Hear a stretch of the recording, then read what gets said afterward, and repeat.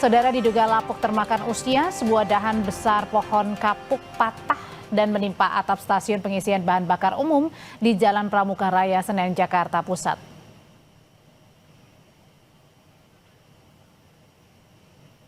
Selain merobohkan kanopi SPBU, sejumlah pengendara roda 2 yang tengah mengantre bahan bakar juga ikut tertimpa hingga mengalami luka. Kamera pengawas CCTV merekam detik-detik tumbangnya pohon yang menimpa atap SPBU di Jalan Pramuka Raya, Senen, Jakarta Pusat.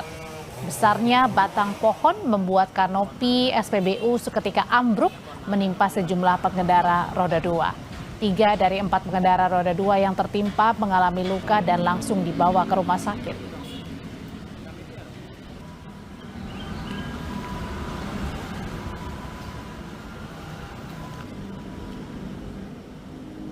Kami tutup Kompas Petang edisi kali ini. Terima kasih sudah menonton. Saya Yasir Neneama. Saya Audrey Chandra pamit, selamat sore dan saksikan Sapa Indonesia Malam Saat Baik.